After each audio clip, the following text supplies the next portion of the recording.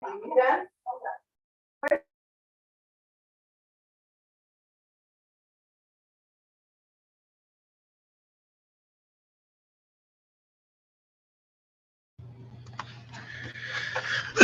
Assalamu alaikum wa rahmatullahi wa barakatuh.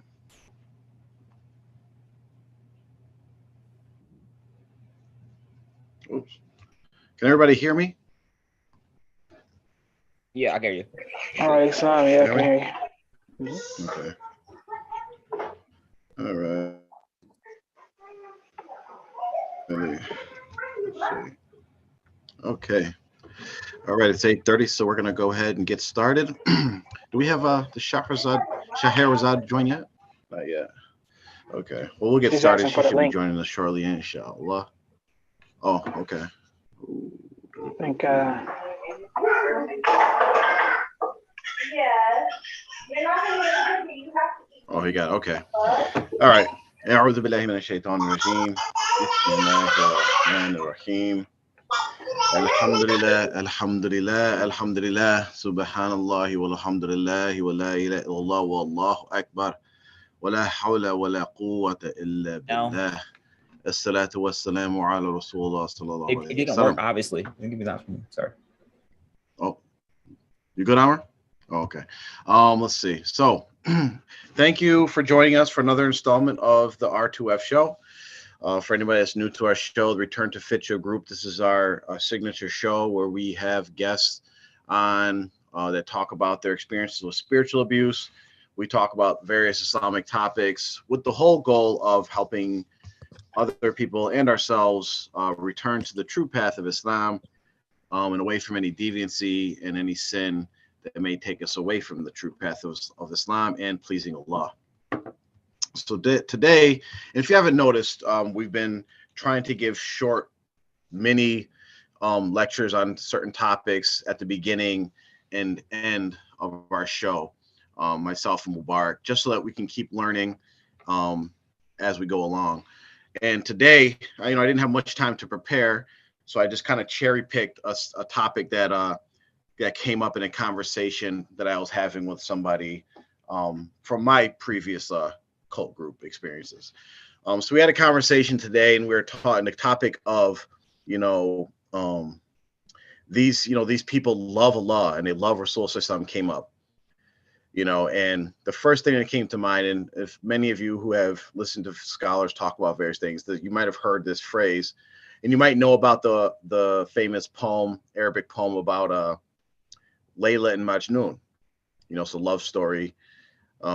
But there's a quote that the scholars use from it, and the quote goes like this: everyone claims to love Layla, but Layla doesn't affirm this.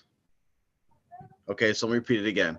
Everyone claims to love Layla, but Layla doesn't affirm this. Now, what does this mean? In simple terms, this means that everyone says they love Layla, but Layla doesn't agree with them. Layla doesn't say that everybody loves her, right? And it's used in conversations we're talking about. Everybody says, "Oh, I love Allah, I love Rasul Sallallahu," right? But what's really important is not whether you claim to love Allah and Rasul Sallallahu, it's whether Allah loves you.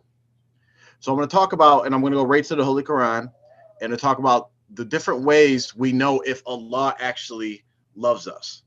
So in Ali Imran, ayat 676, and actually it's actually like a roadmap to how people can actually wake up from their cult indoctrination, right? So the first one is we have to be conscious of Allah. We have to be aware of Allah and aware of what Allah tells us what's right and wrong, right? So Allah says, indeed, Allah loves those who fear him, or those who have taqwa, those who are aware of him. The next one is that Allah loves those who trust him, because Allah says, and when you have decided, then rely upon Allah, and indeed Allah loves those who rely upon him. 3, we have to repent. Allah loves those who repent. 4, and I'm not going to go through all the ayats because I just don't have time. It's supposed to be short. Allah loves those who purify themselves. Allah loves those who are patient. Allah loves those who do good deeds, right? And Allah loves those who fight evil in order to unite the Muslims. And also Allah loves those who are just.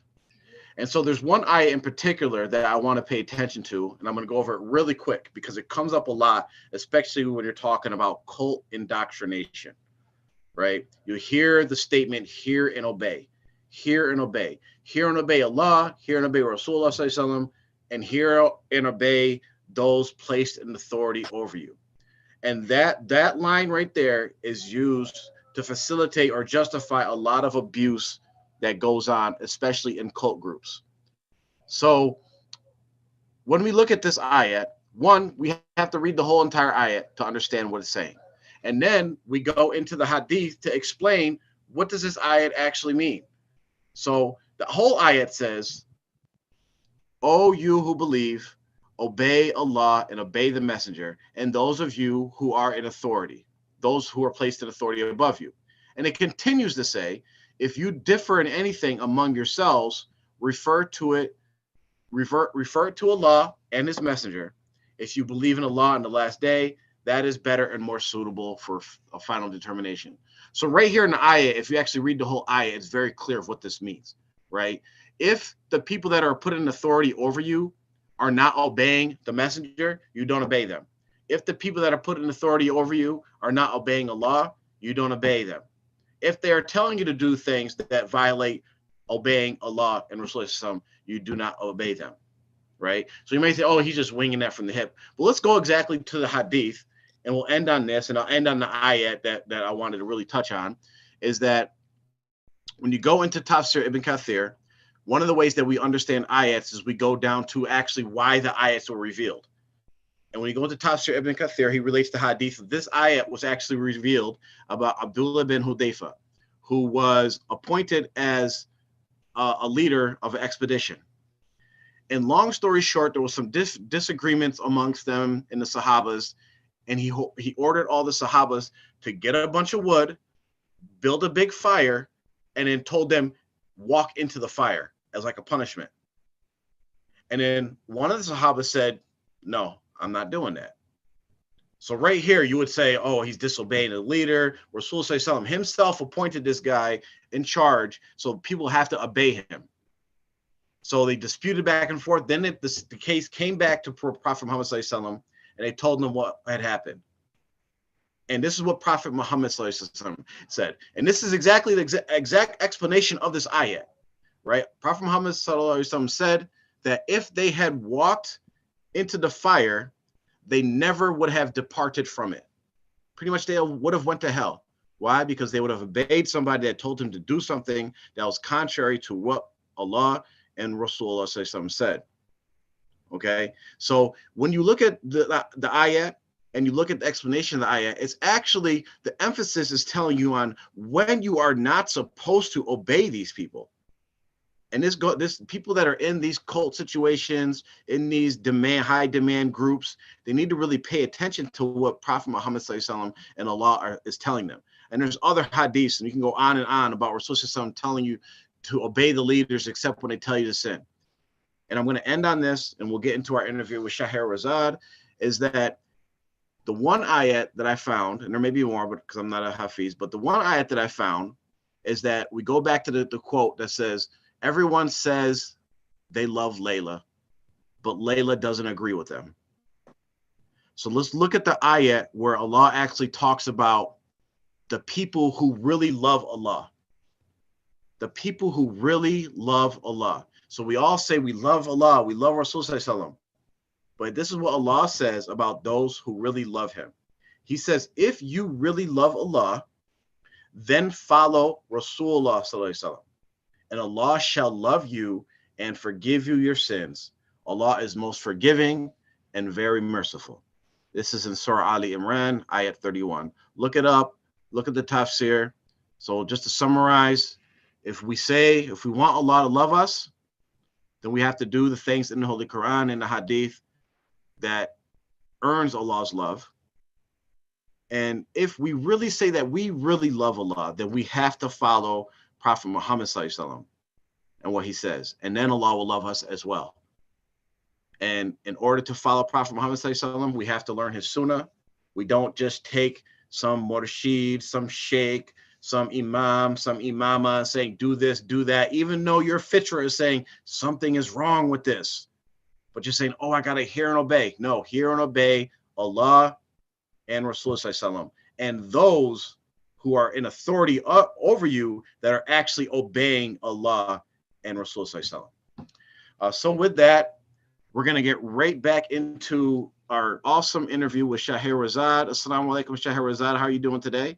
Walaikum salam. I have a little cold, so bear with me. Oh, alhamdulillah. Well, may Allah grant you shifa and curing and making it ease for you in an expiation of any of your sins. I mean. So I looking through my notes to see where we kind of left off, and I have here that the next chapter is when your family left California and established the incognito communities in Kansas and Colorado. So can you tell us a little bit about that? Okay. This is about maybe like 13 months. It could be 14 months, 15, somewhere between that. But prior to that, I might have been 6 months, could have been more or less. My mother, did explain to us that she had to go on the welfare system. But she also explained why. She said it was strictly for the jihad.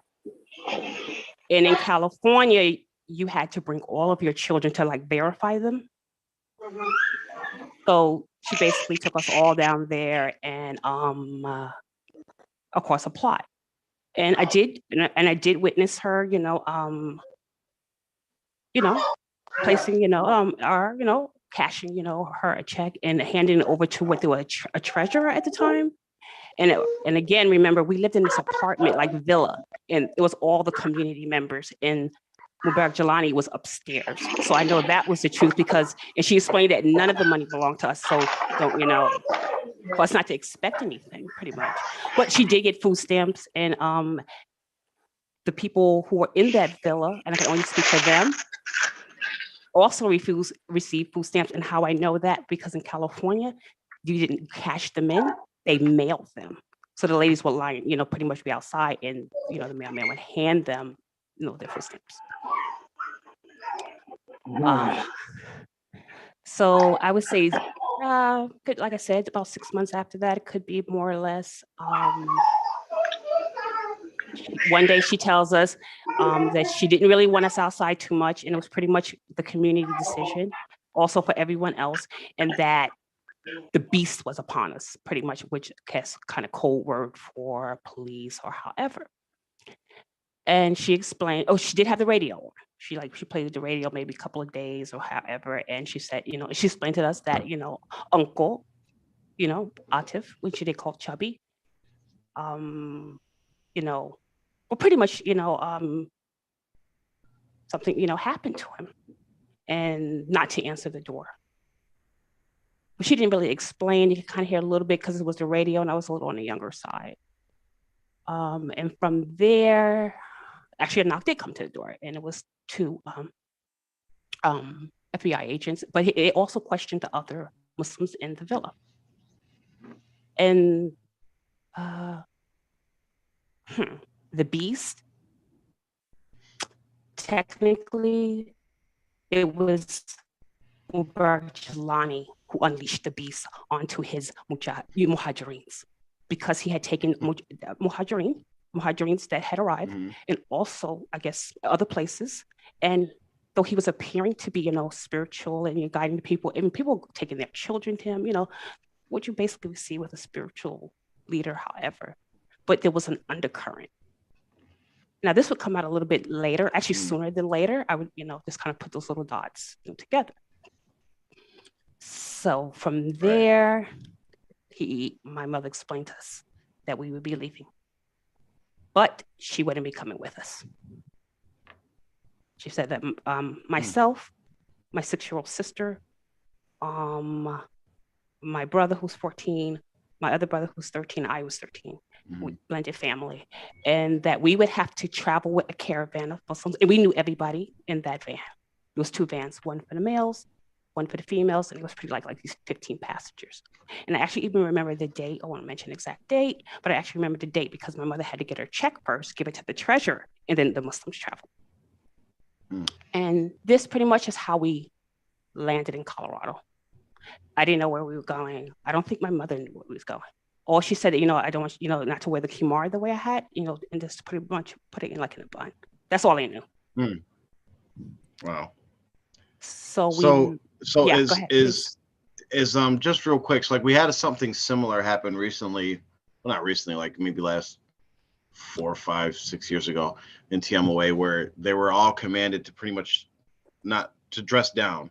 Just casually, for fear of like being attacked for whatever, being Muslim, even though there was people being women wearing hijab and overgarment for like being attacked. That is like something that was happening. Not to say that that's false, but pretty much told them to dress down and pretty much, I mean, they were saying dress appropriately, but pretty much everybody just kind of like took their clothes off pretty much. We'll get to that, but initially it was just really casual, just mostly adjustment of the hijab, and I was actually pretty young, so it wasn't really that many adjustments. Gotcha. Okay, go ahead. Right, and so pretty much we land in Colorado. I'm trying to get through this as quick as I can, and we land at a house. I could see maybe a week we were there. Then the buses, the vans actually pretty reloaded, and at this time it was kind of like drop-off points. So we wasn't in a residential area.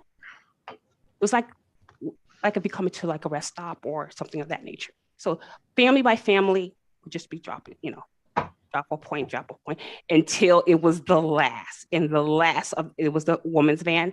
And the last family was in there, was just me and my 6-year-old sister. The last family actually went into the restroom, but they never came back out. But the driver, I did not know him at all. I didn't know this Muslim brother. He starts to vehicle up. A little panic went into my heart, like, what is going on? But, it was short-lived, because actually we came to a 7-Eleven, and in the men's van, there was only 2 heads in the men's vans, and that's my brothers. And they could cross over. That van takes off. We never see it again. Now, I'm kind of getting a little bit nervous because we don't know the driver, and he doesn't know us, but he keeps making stops and using the payphone. Then he finally was like, hey, wait a minute. He actually asked us our names, and he asked us our parents' names. We're riding, sun sets. Actually, my little sister, she starts crying because, the atmosphere changes and children can sense that. So she actually starts to cry a little. Okay, and we move on from there. Okay, we're driving through the night, and we actually do come into a residential area, and the garage is up. It's dark though. We enter, but he's closing it before the lights are even on, so I'm a little nervous at this point, but nothing, verbally I can express. And as soon as the garage hit the, the cement, the lights come on. And actually, much to my relief, it's Abu Muhammad. And I'm like, oh, it's Uncle Abu Muhammad. Okay, this, safe. We're safe here. They welcome us in. I've always known him all my life, so a small child, they take good care of us. And at this time, it's just his family and Mubarak July. Mind you, we all kind of left at the same time. We actually, some people saw, travel each other, and others, left at different times. And Halim does sit us down, me down, and she tries to sort out, okay, what's going on here? We didn't know. So actually now it's confirmed. We're pretty much displaced because we didn't have guardianship. We didn't have official guardianship. No one had official guardianship with us. So here we are. Okay, she did tell us we would stay with them until we sort this whole thing out. They did sort it out. We were right. We were in the right community. We were in the wrong state. We were in the wrong state. This sounds like eerily and I have no experience with it, but just from movies and stuff, just like smuggling, like sex smuggling, child smuggling, why were they? Yeah, trafficking. Like, why are they acting like this? Like, is right. And I'm not sure whether adults knew what was going on with them, because some of the ladies traveled without their husbands, and some of the ladies had their husbands in the male's van. So they may, because they were adults, they may have known exactly what was going on with them, but we didn't. Yeah. So okay, they take good care of us. They take us in, take good care of us. Situation sort of, settled. And this is what I was first coming to know that, of course, that Mubarak Jelani had gotten married again, and of course he had married Abu Muhammad's young, daughter. That would be the first time, because I mean, and at that, I was looking. Now something was different, like they were more beautified and anointed, and this would be the first time I saw like Pakistani attire. Like everyone had the mirrors on and the real bright colors. And so that's when I would find out. And the only thing that went through my head at that time was like, wait a minute, when did they get married? We were just in California together. But that's neither here nor there. So pretty much at this point, how old were you? 13. 13. And how old was his first wife? That wasn't his first wife, Halim. He was married to his first 12. child wife. Yeah, this one. Yeah, she was 12. We knew each other from childhood, and actually, it was subtle in the way it came out, because my brothers weren't allowed on the top floor, but me and my sister had accessibility to the top floor. But she was walking around, and I knew that Mubarak Jelani was there, but she didn't have a hijab. And we both of us had came from strict families, so I knew that men didn't see her hair. Not a boy, a man, no one saw her hair, because my mother had, outside of New York, she had many friends in different states, northern states. So we made friends everywhere in the summer, including Canada. We was close to the imam in Canada, and we had friendships with them. So I knew her since she was young. So pretty much it kind of come out that way. And then I heard someone actually say, how you serve your husband, and I'm like, husband. But so pretty much you're the same age, and if you can remember, what was your mindset being at that age? You're friends with this person. You guys, you probably know like whatever maturity levels, whatever everything that goes into that. Like, what was your mindset of like someone my age is married to the sheikh? Like, was it weird to you? Was it strange? It was strange and weird, but it wasn't negative. Okay. I don't remember having a negative. I didn't process it negatively. I just was like more stunned. So it was so many things that I wasn't able to actually grasp all of it. And it was so, we were displaced at the time. So it's more like what was going on with myself, but it just was like, more, I would say more of the shock value, but nothing, I didn't process it. It just was like, okay. Gotcha. And so they pretty much settled, what was, basically going on. And they told us, it was time to go. I was dreading it though. I didn't even know what was going on at this point.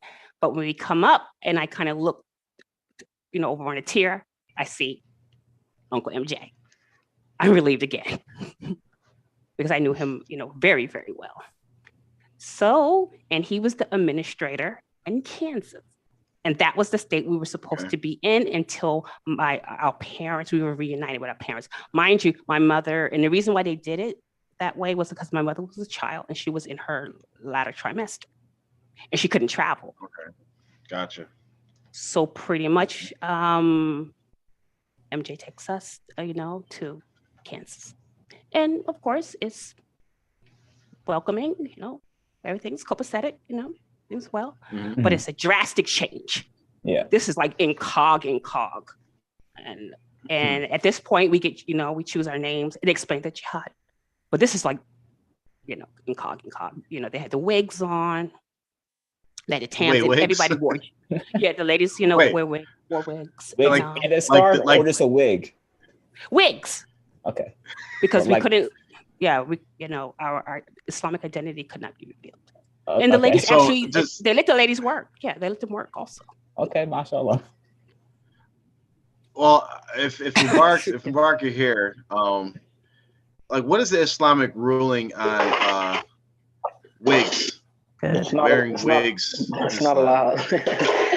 Wigs are not allowed. There is some, and it's a minority opinion and view, as far as if a woman in the privacy of her home to dress up for her husband could, do something like wear a wig, like a color or something, or if she has like, alopecia or something issue with her hair, and she wants to beautify herself for her husband, then there are some ulama that say you can wear a wig or maybe even weave due to necessity, like something like that, to restore what was naturally there. And so, if that makes her more attractive to her spouse, then there's some issue with that. But in general, wearing a wig and going out is 100% haram.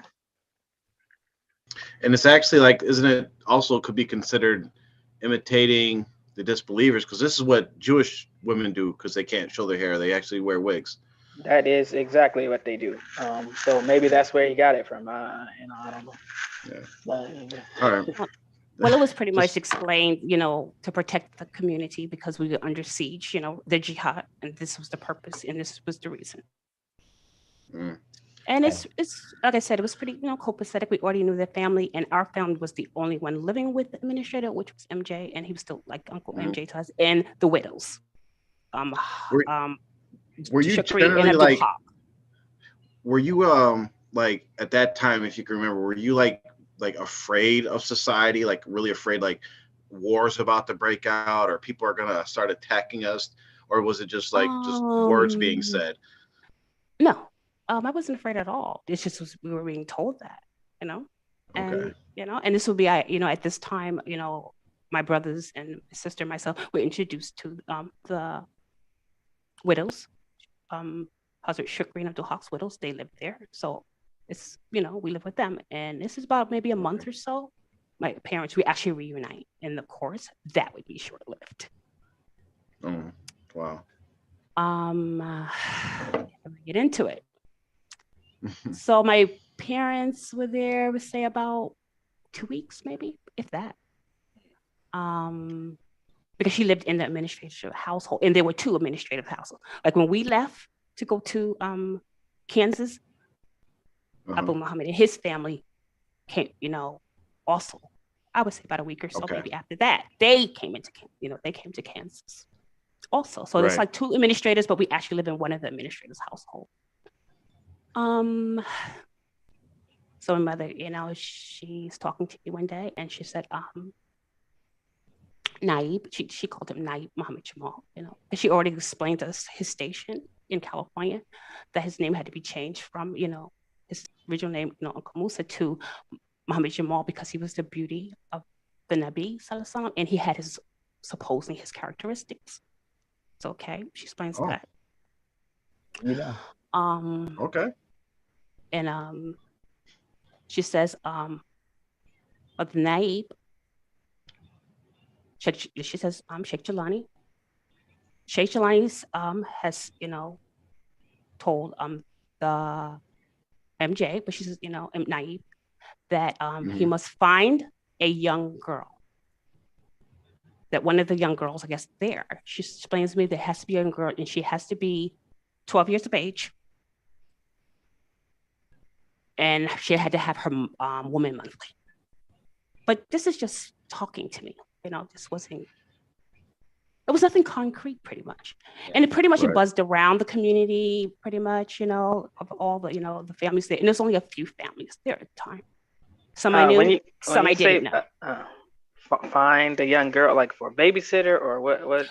No, at the time, my mother completely said, exactly what she said was that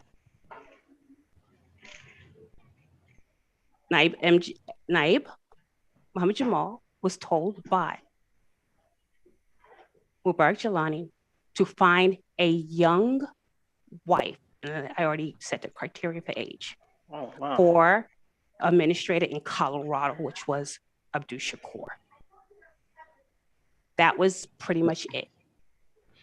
Wow. And how old is Abdul Shakur? He's in his 30s. Okay. And my mother had already knew of him because my mother was kind of like more in tune to a lot of things that were going on because she had a personal relationship with Mubarak Jelani. She was a Taliban. She had already had the tasawwuf. She made her his. She had like a memoir, all of these things. So she was kind of like, pretty much had her personal relationship separate from my wali, her husband, because I don't remember him doing any of that, but she did. Okay. And she was also going through the courses where they're studying to be crying therapists. Okay. Okay, so pretty much it was also explained to me what was going on. They were sifting through the girls. There were two 12-year-olds, one 13-year-old, myself, and there was a 15-year-old. But the 15-year-old didn't fit into that because she was married prior and divorced, and I think she had been married to like a teenager herself. So that's pretty much just takes her out of the picture. As they sift through the 12-year-olds, one was closer to 13, but she didn't have her monthly yet. So who's on the chopping block? Shaherazad. I am the only one available.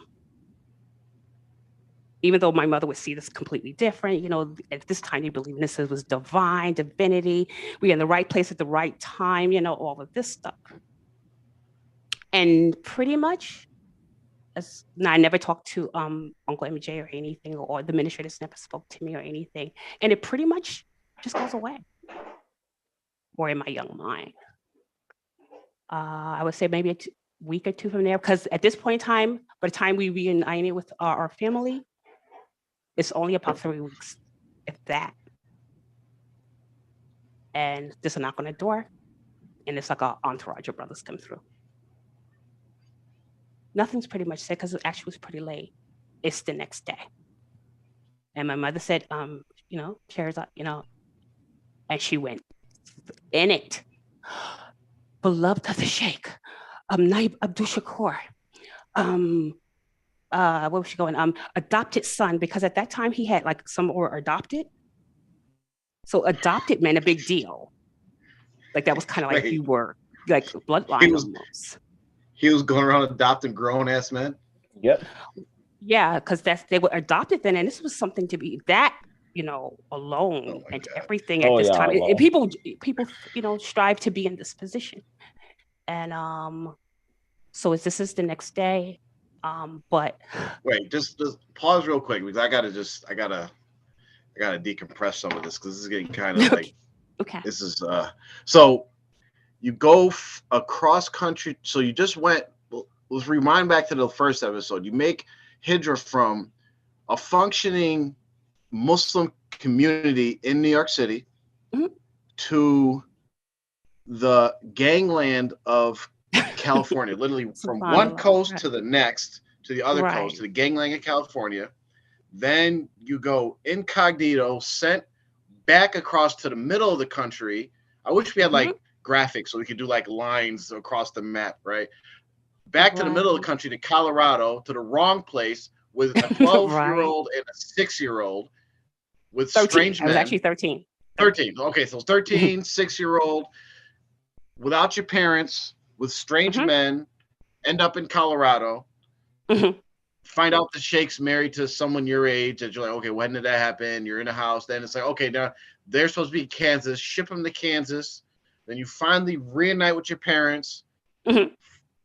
Maybe not even get settled. Yeah, 2-3 weeks, and now all of a sudden, very short-lived. Right. And then the entourage of men come in, and it's like, not even before that, we'll start canvassing all these girls. Who's 12? Who's got their monthly? Who fits this criteria? Which literally, like, it just rings bells of like pedophilia. Like, no, they can't be 13. They got to be like, I'm sorry, I just got to say it. This is really, really bizarre stuff. Like, it's not, and to me, from what you said, it wasn't as if Abdul Shakur, his adopted son, the beloved or whatever, was asking like, oh, I want a 12-year-old. It was like, no, Sheikh Jelani said he's got to have a 12-year-old. We'll get into why all this happens. Okay, go ahead. Skating through this. Yeah, Allah. Okay. So my mother just tells me pretty much that we're going to be getting married. She goes into the whole thing. And now, mind you, this is all my elders and my mother. My wali, her husband, he's out of state working at this time. So there's no, it's like no male representation. And it didn't matter anyway. It didn't matter anyway. So she sits with him. They all sit together. She's just, in a maze. She's she's in that cloud nine pretty much. But I'm not sure how they miss actually the people who were supposed to be in this engagement actually sitting down and speaking to each other. I never saw this man. He never saw me. I never spoke to this man. He never spoke to me. My mother just pretty much she sat in. And we'll get into why all this took place.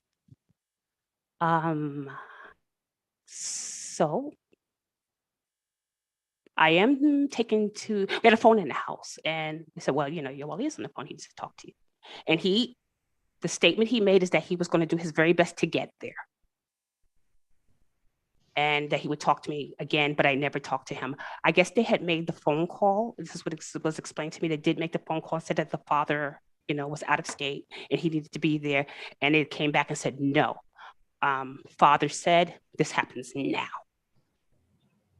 And that time, my parents were more than willing to, hear and obey. No problem, because this is what he said. So, and there's really not any communication, not even with myself and my mother, pretty much. She just was pretty much so enthralled with the, with Naib and, the administration families. And this meant a lot to her. So later on that evening, she told me, well, you're getting married, but the marriage nothing happens. It's around 11 midnight. My mother comes in and says, well, she actually taps me kind of to wake up a little bit.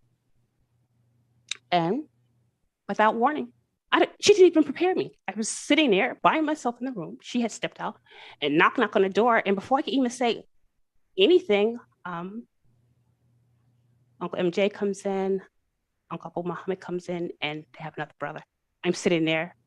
Now, if the adults don't have any, pretty much any, they can't govern their lives, their children can't neither. Yeah. They sit right down, and all I remember pretty much was they said, raise your shahada finger. But they're smiling. They're in good spirits. I raised my shahada finger, and I look up, be my witness. I don't remember a thing after. I don't know what I repeated. I don't know what I said. Nothing, even though the situation is quite sad. Did anybody ever say, Shaherazad, do you want to marry this person? No, it wasn't. It wasn't. Shaherazad, but okay. Shaherazad. There you go. Shaherazad, sorry. One of these days, Achi, one of these days. Yeah, I'm working on it. It's okay. It's my colonizer tongue. That's okay. Oh yeah, Allah. Okay. They don't. Okay. It wasn't direct. It was a lot similar to what you see later in the years when they told people to get married to this person or that one. But the people, even the adults, it's very similar to that, except for this is a lot earlier. So it's not a direct. It's not, would you be happily married? None of that. It didn't even have that type of energy. It wasn't even ceremonial. And pretty much from there, and then they don't even warn me or tell me anything. I'm 13. And then there's a knock on the door, and here comes the administrator from Colorado. He comes in. He does give me salams, but I turn my head. It wasn't potentially disrespectful. It just was, not much words were exchanged. And in that room, because, at this time we lived with a lot of families, so our whole family actually, besides our brothers, lived in that room with my mom, with Umi. And it had a closet. It's like an older house. And it had a window in the closet, and I just literally just opened that door, went in there and closed that door back. I slept in there. I woke up in the morning, because you could see the, the change, in the sky, like the break of dawn. I open it. The administrator's gone. I don't know what happened to the brother, and I did not care. And from there, very interesting. I am now heading back to where I originated from. I'm heading now back to Colorado. Just, I mean, literally like a snap of a finger. Now it wasn't even really ceremonial. Like my family was hugging me. Only one I actually hugged was my little sisters and my sister, but not my brothers. They may have been asleep. Matter of fact, I don't even remember. But it was not like. And my mother actually just walked me through the kitchen because that's the door that most of the families used. And the door. Oh, matter of fact, the brothers were already in the van.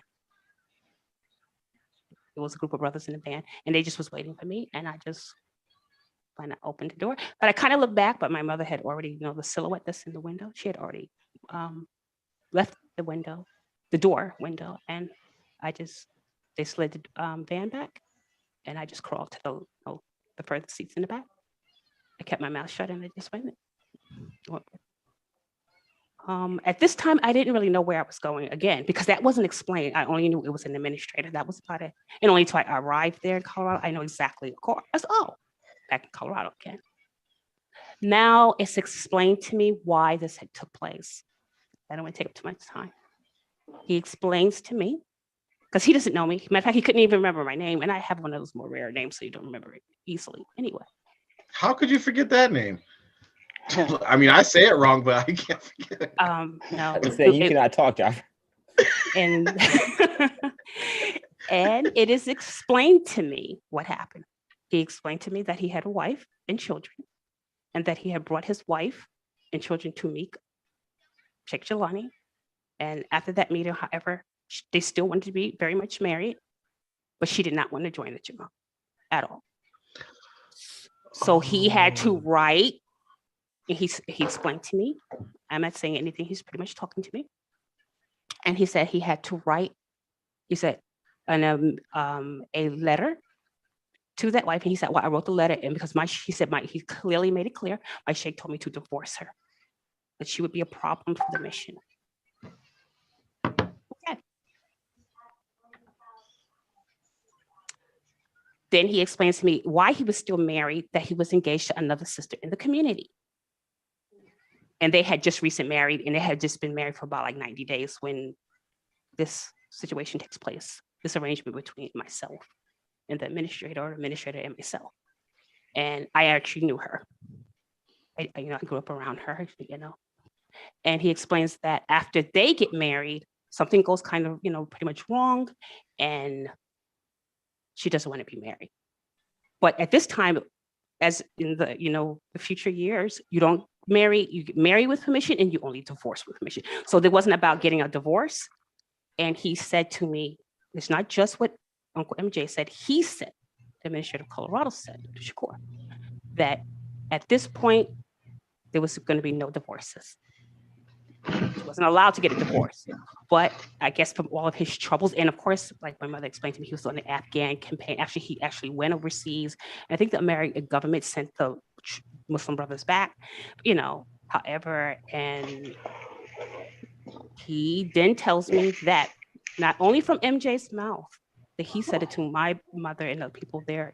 He said that Mubarak Jelani told him that I want you to marry a young girl who will be submissive and in servitude to you. They picked the wrong girl. even later on, he explained to me, this is later on, that, so many people got in trouble for picking the wrong girl for me. Next time we think before we press our foot on the accelerator and race down the highway trying to pick up young girls. I didn't really care. I didn't care. So can I ask, the sister that he divorced because Jelani commanded him to, because she didn't want to follow him, have you or any of your family members, whether it's kids or whatever, connected with that sister after all this Jamaat stuff? Yes, the children that came out of that union, they actually connected with their siblings. And of course, I never even mentioned this to them ever. It's nothing to talk about anyway. And they told me what their sister said to them.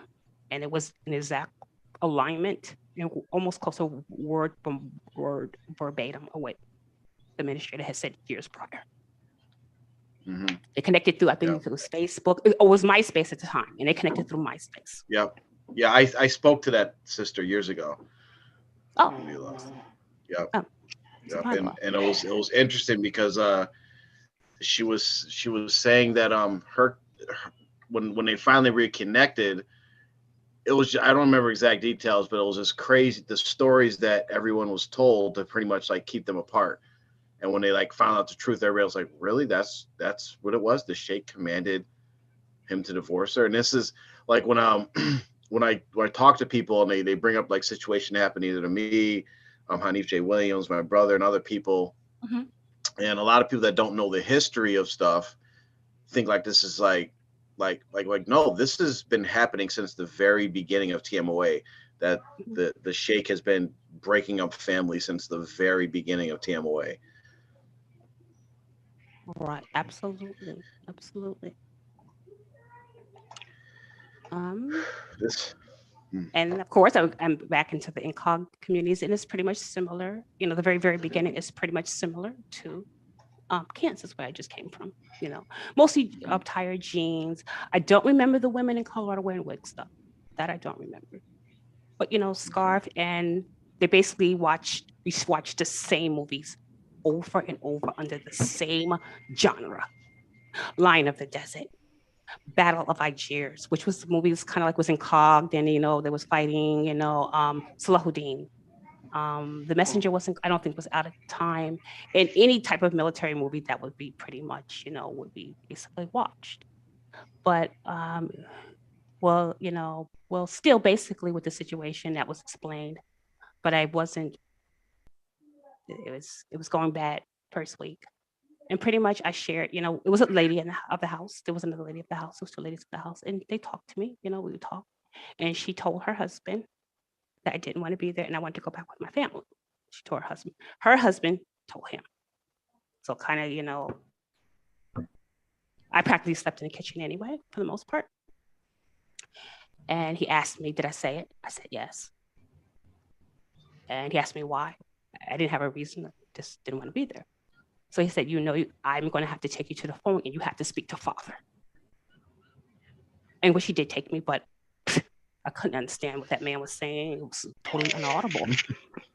So it wasn't like I could say yes or no or anything like this. right. It was, matter of fact, I didn't say anything because I could understand him, you know, face to face, but not the other way. He takes the phone, they talk, and then I'm taken home and I'm to the house, and that's what it's explained to me that I won't have to worry about anything. And he said that my parents would have to be contacted. And from what I understood, my parents were contacted about this whatever situation that was going on. And for those like 3 or 4 months, however, he also stated that Mubarak Jalani said to take you to the store. And when I did get to the store with one of the assistants, one of the ladies, and you can buy whatever you need. So this is like pretty much 4 months of the hush money and the gifts and etc. Yada yada. And of course, I kind of warm up to it. I mean, I am a woman, so you know, they took me to the mall. I said, started loading the cart.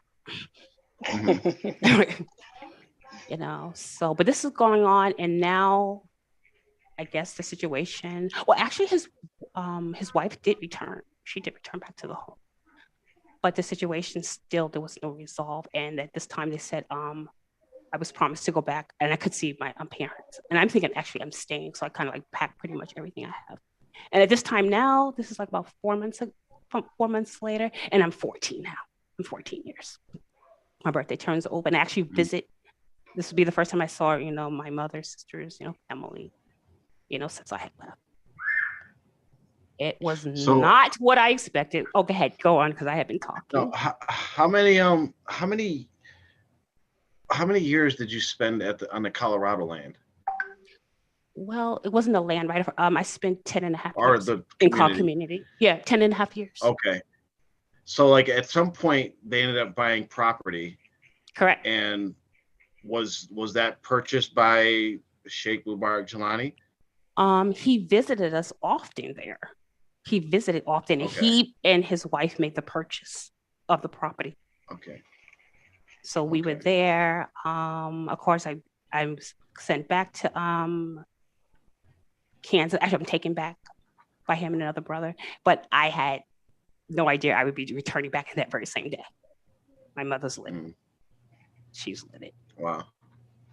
This is everything to her. And back then, that was everything to the, the Talibs, I guess, Talibas, whoever was involved. And I can't speak for them all.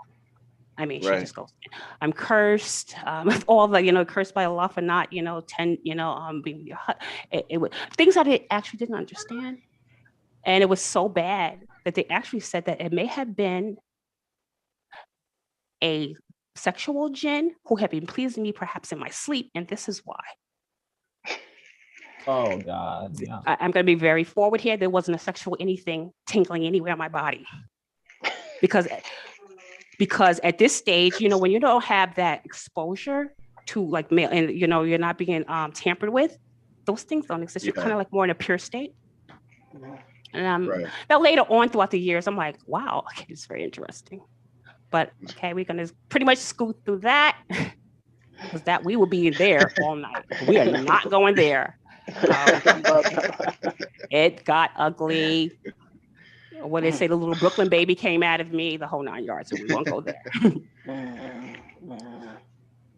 Well, I don't know. I don't know if we want to, because this might be a good place because we might need a part 3. I'm thinking, just to have open questions and be able to, because we don't want to rush you through anything. Okay. And we don't want to stop on like a serious cliffhanger, and you know what I mean. So, I'm thinking if there's any questions, please post them in the chats on YouTube and in the Zoom. And are you open to taking some questions on just what you talked about today? Oh, sure, that'll be fine. Yeah, because I think it's probably a good stopping spot because I don't know about anybody else, but for me, this was, this was just like mind blowing. Just the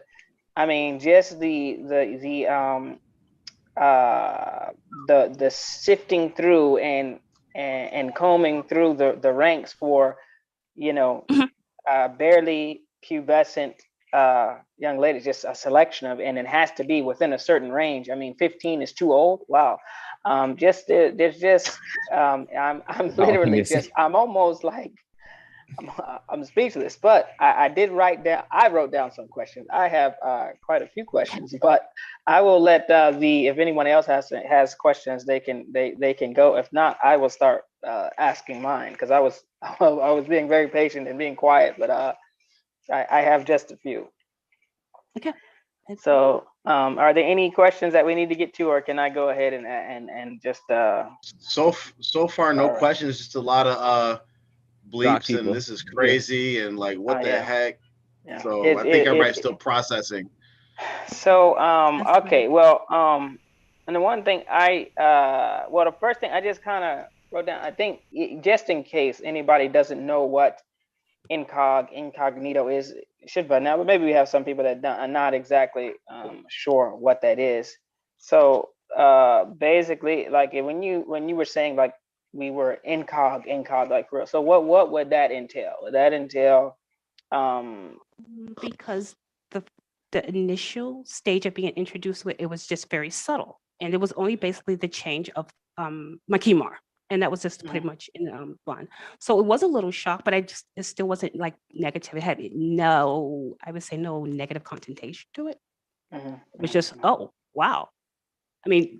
Your elders that you see one way, it was all the way to the extreme, but I understood that it was jihad and that we were had to protect ourselves.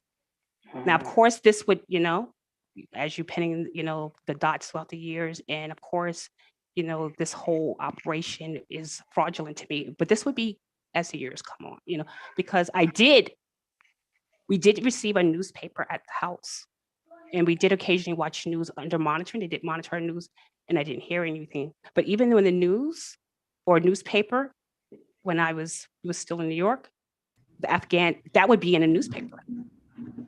But I kind of didn't think anything of it.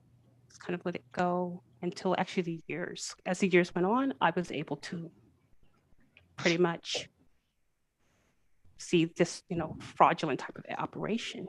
in progress.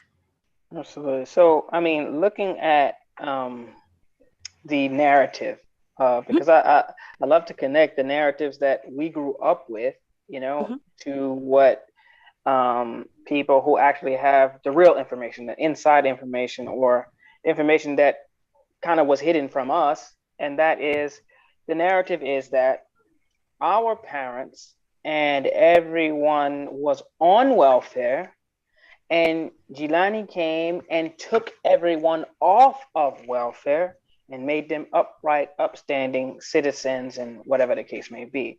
From your account, it seems like that under Gilani, and correct me if I'm wrong, that under Gilani's instruction and direction, at least for sure, your mother was ordered to go on to welfare. This was well into it, and how I knew that other ladies in other families were, because they would talk to each other, and they would, pretty much, it was not something like a secret. And from what our family understood, and I'm sure their family understood, that it was for the jihad. So it's basically, so what I'm getting at, so basically it's literally is the exact opposite of what we were told. I mean, we were told so many lies. I mean, there's one thing where if the truth is kept from you, that is a lie too, but the just a blatant lie of saying the exact opposite, which is, it was like, hey, y'all, we're on welfare and XYZ, and he came and took everybody off. The opposite happened, but even worse in that the welfare that the government is giving the money and things to take care of the children and those people in need is actually not given to them and not spent on them, but actually given over to someone else to do something else with. I mean, that is the definition of welfare fraud. I mean, so I mean, it's just I'm really am losing any sort of excuses for some of the people that not only were a part, but are still holding up this facade as if this was something other than exactly what it looks like. Some criminal activity, fraud, and these types of things. So the other thing that I had connected to that was, I know that on some people's birth certificates, I know myself and many of my brothers have quite a few, our names or the names of our father is not on our birth certificate. Right. And that would be for Colorado, right? Absolutely. Which was 100% Jamaat, which means, and the welfare, that was part of it. That was not even an option. Even myself, I was on the system myself, along with just about everyone who was there, and it was 100%, which along with the food stamps.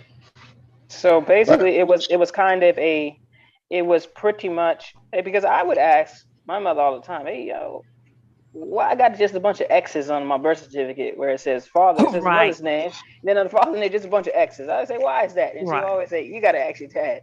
You got to ask your father about that. Right. So I never actually got an answer. Official. I figured it out as I grew up, but this is like, just like, it's like ringing, like the welfare fraud, the whole thing where so it's if anybody can't see through the interviews that we had, that the leaders in Mubarak Jilani, and especially all these people that helped facilitate this fraud for the last 40 years, if they can't see it, this is a load of crap, you are really in some serious denial, right? So just give context. There's a hadith, and I pulled up the hadith while you're talking, and Rasul says that whoever speaks with a forked tongue in this world, Allah will make 2 tongues of fire for him on the day of resurrection. May Allah protect us from that. But the things that are going on, no one can deny that this stuff came from the top, from Mubarak Jilani and the leaders, right? But there's discourses, there's lectures of Mubarak Jilani straight up saying, We are not in a jihad state. We cannot take the rulings of jihad. If anybody says we're in jihad, they're this and this and that, right? Do not get on welfare. Do not do. He has whole discourses on it, like public lectures and writings and all that, the stuff that they issue to the public to give this facade of like we're these great Muslims that are trying to be great American citizens. Then once the camera's off, once no one's watching, you go back to the people and say, yeah, get on welfare. Give me the money. Go up and blow this up. Go kill people. And like the whole incognito thing, there's one lecture where he talks about like, yeah, make sure when you're living in these temporary houses, buy some cheap furniture and set it up so that if people look in your windows, they actually think you're living there. And it's like, what mentality are you giving these people? I remember that. I mean, it's just a crook, man. A crook, man. So, the last kind of subject, and it might have a few follow-ups. Any of these questions or topics, you can easily just, you can just basically not answer or just say I don't have anything to say. But as far as this wedding or marriage or arrangement, whatever the heck it was, it definitely was not legal Islamically or in any court. But the thing is, so just to be clear, were you like asked for your consent? Did they say, Shaherazad, do you agree to marry this person? Where at any time was that option? Absolutely not. Okay, so that's number one. Your consent was not sought nor given. So that's number one. That makes it illegal. So there's a couple of things that I'm sure that you are, for whatever actions or inactions you did or didn't do post, maybe some people might try to make it out to make you like you said, well, maybe you have a jinn with you and all this stuff. This fact alone does not give it doesn't allow anyone to go any further. The man is not even allowed to go further because your consent was not given. So there's no, there's nothing more to say as far as that. He doesn't have any rights in that regard. So your consent was not sought nor given. Was a mahr, like a dowry, like offered to you? I mean, before, after? I mean, was it even discussed? I mean, was anything given to you as far as this is the bridal gift? Yeah, I remember after everything was explained, and I actually even spoke. Well, of course, I had the conversation with Mubarak Jelani, and I don't know what the adults or the administration talked. Then he's like, I have to, give you, dawah. And I think I asked for a sewing machine. So the good old sewing machine. Was that like the standard thing? I think every lady in the Jamaat asked for a sewing machine. I don't know. I don't know. And even saying that, it was just no connection to it. That just, lady being a lady just came out of it. Yeah. Pretty much. It's okay. So, but like, okay, it's okay. And the only other thing is, after this time, has anybody, and you don't even really have to say who, but just has anybody ever come out to you and say, hey, you know what? I am sorry this happened to you, or I apologize, or I wish we would have done something differently. Oh, we acknowledge that you were, really just becoming a woman. I mean, literally, at 13 years old. I mean, it just depends on your upbringing, your maturity, but still, I mean, has anyone even was like, hey, or tried to in a roundabout way? You know how sometimes your parents, they, right, absolutely. And we'll get into that. Around 16, it's around 16, where you have a little bit more, ability to, speak on your behalf of yourself. And I did ask my mother why, because I'm struggling with it. I'm still struggling severely, even at 16. This is not going well. And at 16, I probably had about 2 children, going on a third, something like that. Wow. But I'm still struggling with this whole situation. And it wasn't I would say an informal apology, but then it would switch right back to what her sheikh said. and she was putting more emphasis on the spiritual real, position of the administrator. And she would still be upset, so much so that when I was 16, that I didn't, after that conversation, I pretty much didn't really request to speak to my mother, because this is what she said. She said, my relationship with my sheikh, her rapport was excellent until she married me, or, I got married to Abdul Shakur. She said it was excellent. Until we forced you to marry him. How dare you? And in other words, she said, I made, things bad for them. I made their family, because it was considered ungrateful at the time. Because I did actually receive letters from overseas, Sheikh's family. She would write me letters. This would be Halim. They were very nice, beautiful, stationery.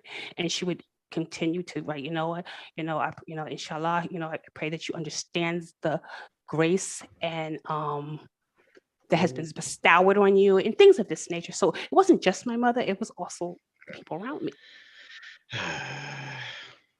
So, I mean, this is just, it is so like, okay, so they wanted, they were looking for wives, or, for these people in this specific age range. And I think they were, I'm gonna try to maintain some professionalism here. I think there were other reasons for why they were looking in that range. That's because, and the reason why I say that is because in this country alone, you can't turn on the news or you're always finding some person who's going to jail or doing something, or kidnapping, or looking for girls in this age range or younger. There's a lot of men who have problems with that. So that could be a reason. But if they are saying the reason was they wanted to try to better increase the probability that the wife that the administrator would get would be obedient, subservient, kind of submissive. Correct.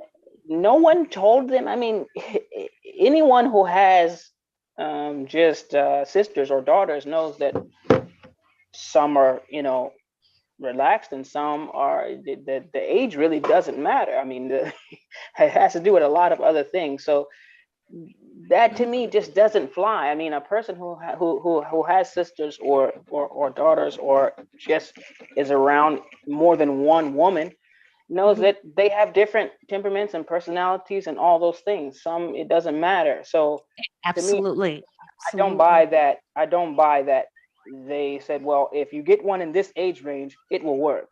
I don't buy that at all. Well, it actually, to me, it actually even makes it even worse, or more. I'll just say it gives me more pedo vibes, because if your thing is like, yeah, I want to get someone that's like going to be obedient, that means you're looking for someone that is underdeveloped, so that you can develop their mindset and make it match whatever you want to, so that you can brainwash them, indoctrinate them. That means you want a kid that is not developed the personality, and like you want somebody like that. That's what they were looking for. Yeah, I've seen niggas. Right. Okay. Absolutely. I mean, I can't. I got a daughter that's 12 years old. Nope, she ain't thinking about nothing nowhere close to anything in the world of, like, if marriage is like Earth, then like she's on Pluto. You know what I mean? And she's like, I don't care whether you want to talk about, if she had, her cycles yet or whatever. I don't care. And if someone came to me and said, hey, what's up with your daughter? I would fight them right there. Right there. Right there. Like, what? I mean, the thing that it really is just bugging me is that, and I mean, what could possibly have happened to the other girls? How many were like put on the auction block or like we're offered Pretty up, much, like is this pretty what, much. and And it was you know, explained. It was explained to me also, like, you know, if you don't give a direct answer, I believe in a prior interview, um, MJ and Abu Muhammad was explaining the fiqh behind that, and it kind of went that way a little bit too. yeah. I mean, it is understandable, yes. If you are asked, you know, Shaherazad, do you want to, do you agree to marry so and so, and you don't respond, that can be and is taken as consent if Mhm. you are understanding. But the thing is, they have to know that you understand that this is what's going on. Like for instance, Okay. you're shy and you come, you there's a wedding I hall, was a the little bit on wedding. the quiet side, right? I was already on the quiet Yeah. side. So Absolutely. if you have a wedding hall set up, you know, you have, and guests are invited, everything, it's a wedding. You know it's a wedding, and then they ask you, okay, do you agree to marry this young man? And your shyness makes you, then that's consent, because everything is pointing to, I mean, she's in a wedding dress, she's dressed up, she's made up, she's got a jewelry on, Right. Right. she's the bride. But These niggas for you, didn't even ask, man. yeah, I mean, exactly. That's the thing. And let's say they did, it didn't matter. Especially at that time, I know for a sure fact it didn't matter, because if they actually thought I was mature enough, how come I didn't speak for myself? How Yeah. come only my mother sat with him? Because I had a certain maturity, so I wasn't kind of like a really smiley, friendly person. So much so that Right. when she left the room, she said, "Sherazad, fix your face," because she didn't want to, you know, like, you know, because I was kind of like grouch a little bit anyway. Yeah. I was kind of a little bit on a more of a, you know, and I always kept pretty much a stoic face. And she was like, you know, so that would have pretty much ruined it right there, because I know good and well there wouldn't be no, even for my parents, it wouldn't have been no cheesy girl sitting there. He probably would have saw that disposition as like, get her out of here. Mhm. Yeah. I mean, it is, it just is so way overboard. I mean, like I said, I got, Right. I mean, sisters and daughters, and it's just like, I mean, I am, out of respect for you, sister, and I don't want to say anything, because it would be some negativity that would definitely would, Oh no, the grenade please that speak I your would throw, please speak it your would hit, mind. it would hit your parents. It would No, hit my a lot. my skin is pretty thick by now. I'm Yeah. actually well seasoned. But it's just like I'm trying to figure out how any man who is responsible for, and you said you're you know, Wally. you're Ali, okay, but is responsible for and raises up a girl. Mhm. When you raise a girl from a young age, whether it's your daughter or a stepdaughter or whatever, Mhm. there is a certain level. Just any man is going to have a certain level of protectiveness, how they're going to be looking out for them. They really are going to be almost, you almost are going to have to pry that young lady out of their hands, because they're Mhm. going to have that protectiveness. And for that to Absolutely. not even, for literally to have no resistance, I mean, it's just so, Right. it is despicable. Yeah, and And for a long time, I took it very personal, and I, you know, of course, it As you created a should. wedge between myself. I never was one to pretend. I didn't pretend. I don't pretend now. Didn't pretend then. It wasn't even in my disposition as a young person. And this mentality, you know, that they thought was spiritual, trickled down through the years. And some of my younger sisters would be like, and I'm the oldest of 7 girls, and you would see this kind of play out a little bit more. It would be one extreme to the next. Get them into the administrative families. They would work really hard to get them into the administrative, or it'd be the complete verse. I mean, reverse of that, sorry, and the worst of the worst. I mean, it was so much so like, okay, now after this is a little bit down the line, kind of like, you know, pretty much fast forward away. Yeah, Pretty much that's fine. after I actually finally sort of cool, I was in a position where I could seek a cooler, and you know, they granted me my divorce, which was actually, they actually supported me through it. This is not my parents' switch, but the administration. I've heard a lot of stories of people not being supportive, but actually the administration supported me very well. And this would be, of course, you know, Uncle Hasib and Uncle Atik Rahmatullah. They stayed with me along with this. So, you know, it's not all bad, because they completely Right. supported me through that. And I don't really know how it got to that situation. I didn't even have, it was hard for me to even, you know, bring it up. But even after that, it was pretty much the same thing. And now I'm in my younger adulthood. I'm well in my 20s now. And it was this pretty much kind of the same behavior. It was giving me all these odd numbers from different brothers, trying to get me to make phone calls to them, pretty much to beg for marriage. It was so bad that one time, one of my aunties, she's in the community now, Muslim auntie, she calls me from Canada because, of course, we knew Canada very well. We went there quite often as children. She calls me from Canada. I don't want to mention her name. And, they're West Indians, so they don't mince their words. And she says, Shaherazad, I just spoke to a brother, and he told me that, that my mother had been up there, and he knew the sister's name. So we got my mother's name right.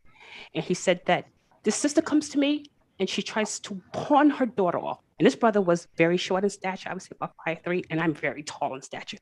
And this is what my Muslim auntie tells me. He says she tried to pawn her daughter for me, and she's talking about her daughter, and she's an Amazon of a woman.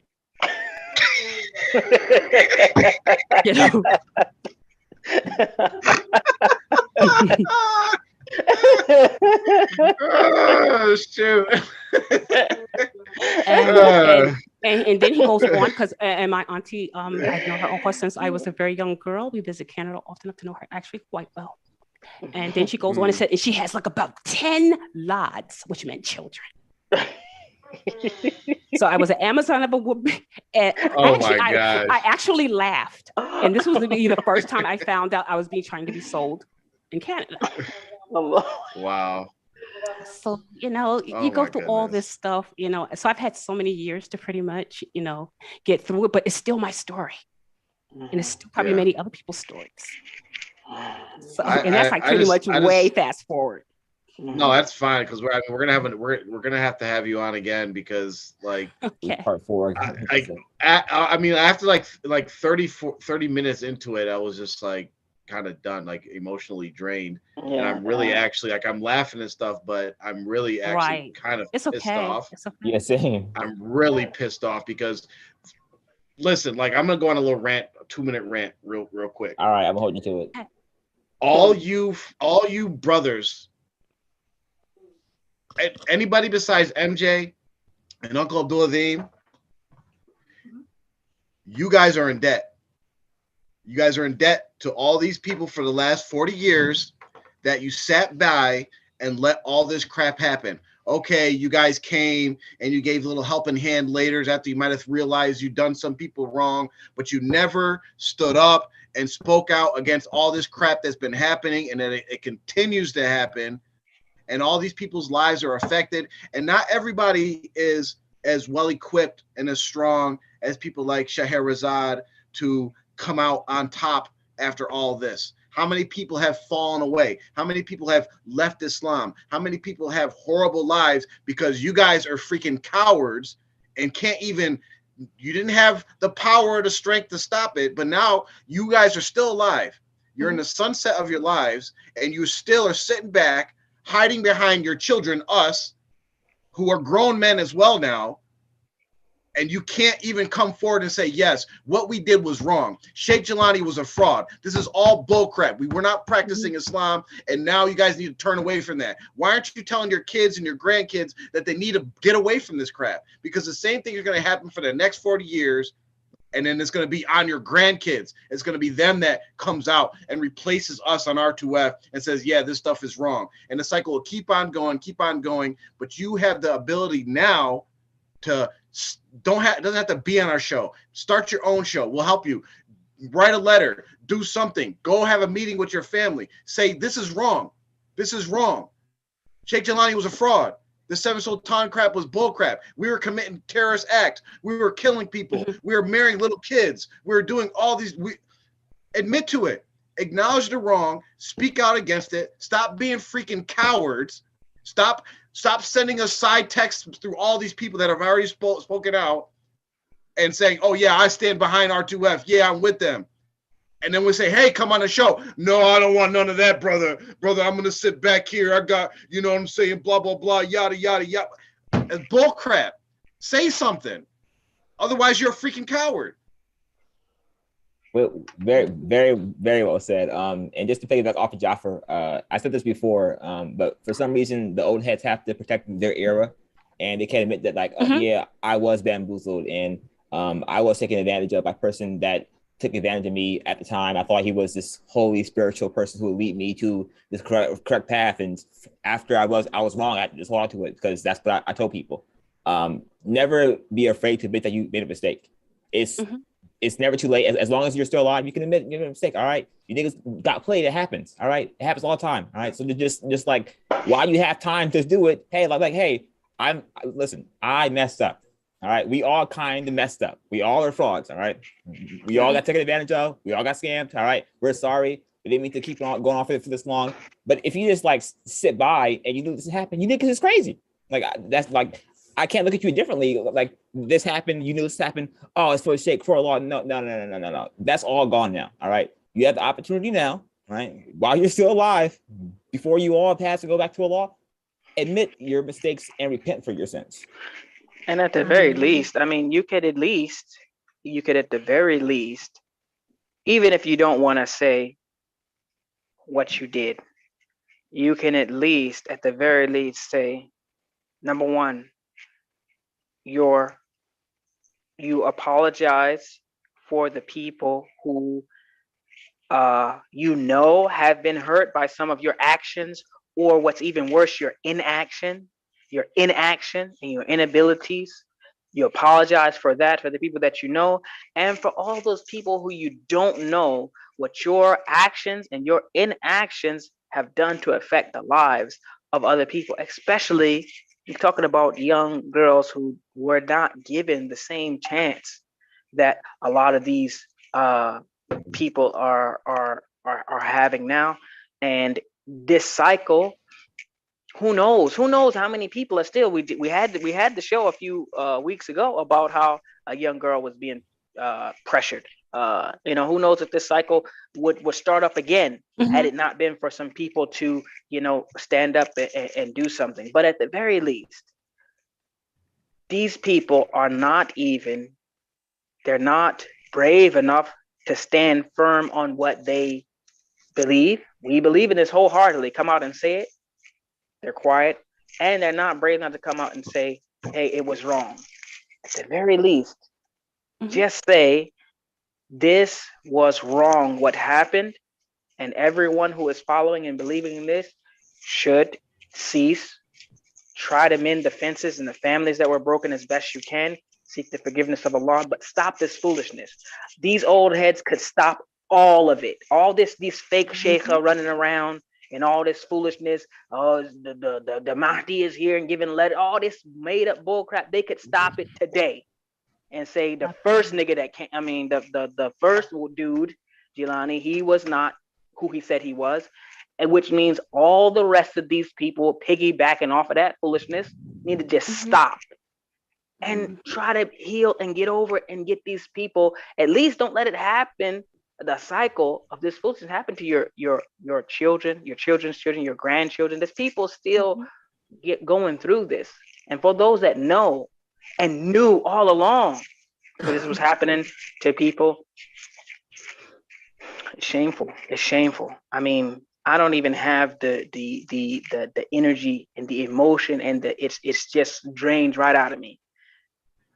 But if they can understand English, you have to do something. I will respect it if you came out and said, no, we believe not some sideshow letter back behind the back to someone on the side, but don't use my name. I mean, just say or do something. We will at least respect that.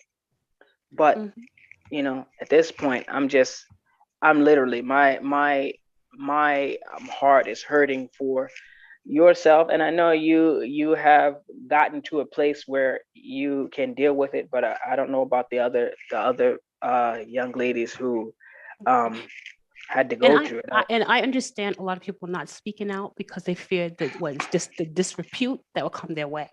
From who? He's dead. Right.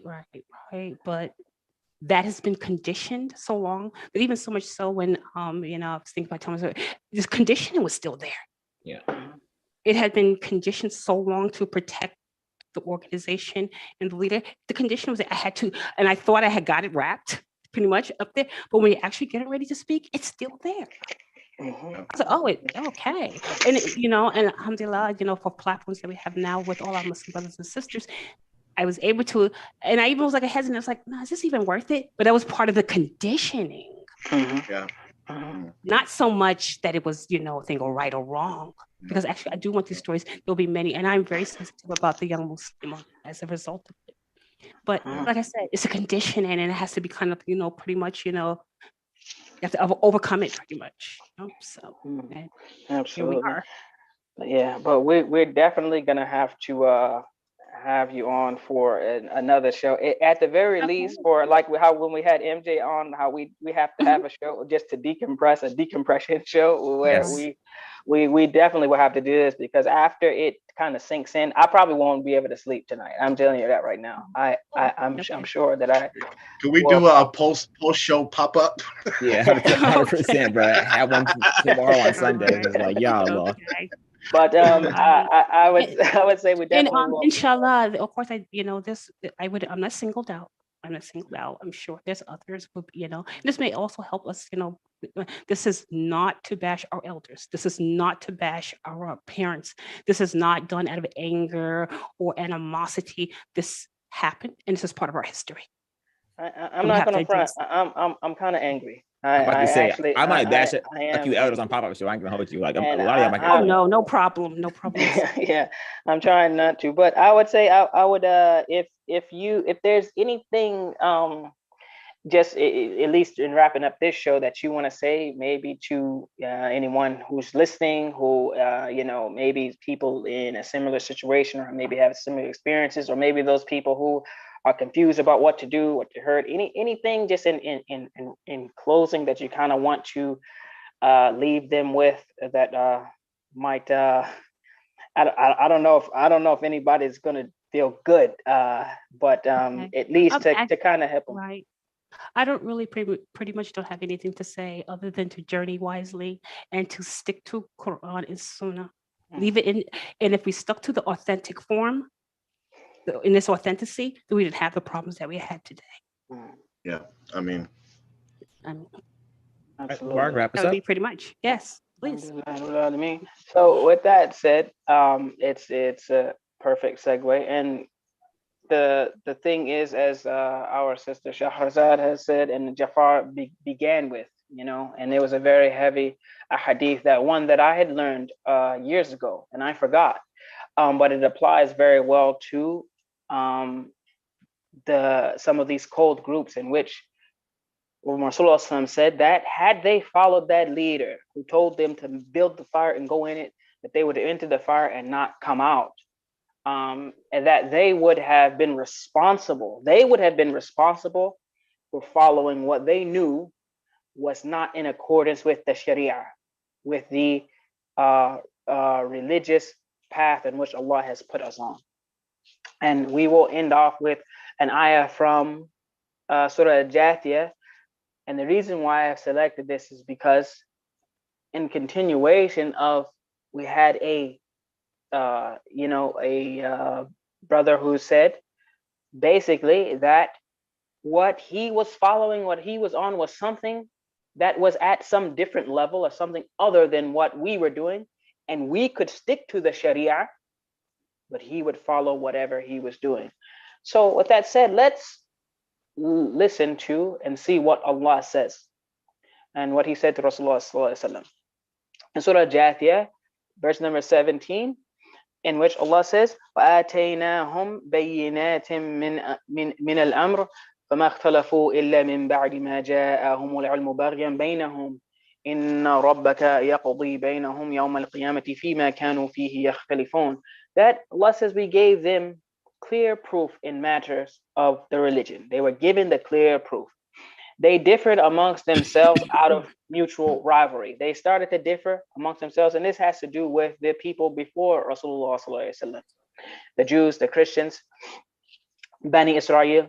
They differed amongst themselves. They had some rivalries and things between themselves, but they differed about the religion. After the the book, the Torah, was given to them, they differed. And Allah says on the day of resurrection, He will judge between them regarding their differences. And just like here now, we are saying what we're saying about sticking to the Quran, sticking to the Sunnah, not getting involved in shirk, not facilitating some of these behaviors that are clearly un-Islamic and not found in the Sharia of any kind. And we are saying this. And on the other hand, there's people bowing to graves, kissing graves, doing all types of shirk all over the place. Allah will definitely judge between us, who was correct, who was not. We don't make any claims that we are 100% correct. All we know is that we will take what Allah says from the Quran and what Rasulullah says from the Sunnah and try to present it. And we will hold fast to that, and hopefully that will carry us the rest of the way. But Allah is saying He will judge between them. But the main thing here is the next ayah in which Allah says to Rasulullah, this is not my words, this is what Allah says. What does Allah say? ثُمَّ جَعَلْنَاكَ عَلَى شَرِيعَةٍ مِّنَ الْأَمْرِ فَاتَّبِعْهَا وَلَا تَعْتَبِعْ أَهْوَاءَ الَّذِينَ لَا يَعْلَمُونَ. Allah says, now we have set you, Muhammad. ثُمَّ جَعَلْنَاكَ. And if you understand some of Arabic grammar, you will know that Allah says, جَعَلْنَاكَ. I have put you. He's talking directly to Rasulullah ala shari'atin. On what? The Sharia. Allah says the word Sharia that He put who? Rasulullah on. So for those that are saying, I will follow something other than Sharia, go to the Quran. You'll see that Allah says He put Rasulullah on the Sharia, and He said, follow that and do not follow the desires of those people who lack true knowledge, who don't have any knowledge. So you're following someone, if you're following someone who was never taught by anyone, has imaginary teachers and imaginary things going up to fake courts and all these things, this clearly is the ayah. And Allah saying, don't follow those people who lack true knowledge. Follow this, which is the Sharia. And Allah says He put Rasulullah sallallahu alaihi wasallam Himself, He put him on that Sharia. So once again, we will follow the Sharia of Rasulullah sallallahu alaihi wasallam, in which Allah put him on, and we will follow that. And inshallah, we hope and we ask Allah to allow us to stick to the Sharia which He sent all the way to Jannat al-Firdaus, in which we will meet Rasulullah sallallahu alaihi wasallam.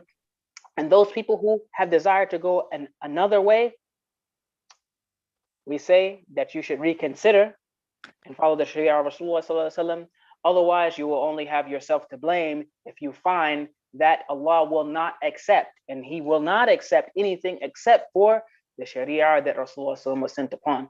Allah, forgive us for our sins. Forgive those people who sincerely made the mistakes in the past with all of these people, and that they truly feel remorse. Allah will forgive them, but they have to do what is right.